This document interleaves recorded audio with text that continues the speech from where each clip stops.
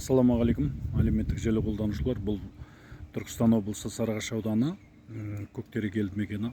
Менің айтайын дегенім, мынау Көктерек елді мекенінде бізде осынша санатория бар ғой. Енді санаториялардың барлығы себебі, салынып жатқан себебі бізде мынау минералды су мәселесі ғой. Бұл минералды су баяғыда курортымызда 3-ақ санатория болған. Профсоюзный, МВД, детский санатория болған. Сол кейін және де минеральный завод болған. Баяғы союздың уақытысында олардың өзінің бұлағы, профсоюздың өзінің бұлағы, жаңағы МВД-ның өзінің бұлағы болған. Енді менің айтайын дегенім берді. МВД уақытысында сол суды, ағып тұрған суды халықтан қызғанып, кран қойып, жауа беріп, су қайтып кетіп қалды. Ендігі мәселе әзір профсоюзный санаторияда мынау небір түрлі жаңағыдай басшылар келіп жатыр да бізге. Басшылықтар билік келіп, пейілдер тарылып баратыр. Сол баяғы Армандыкіндей, МВД-дікіндей болып, минералды суды қайта-қайта жауып қойып жатыр әзір. Кран қойып, қысып, халыққа бермей.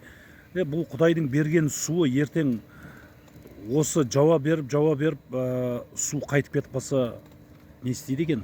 Мына әзірге билікке келгендер, өзіміздің Сарыағаш өңірінен еместі билікке келгендер. Осыдан бір 10 шақты жыл бұрын Камардин деген осы билік болды, осы неде профсоюзный санаторияда. Қайда не болса да мынау санаторияда жаңағыдай Наурыз мейрамдары болып жатыр, ораза айт кездері болып жатыр. Ауылдың халықты шақырып, үлкен шалдарды шақырып, құдай өткізіп, санаторияға неше жылдан бері профсоюзда істеп келіп жатқан қарияларымызға путевка беріп, демалдырып жүретін.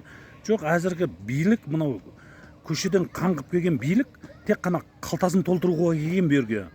Қазір қарап отырсақ, суды да өзіміздің жаңа Құдайдың берген осы курортқа келген суында әзір қызғанып, кран қойып, халық мына минеральный судан қиналып жатыр.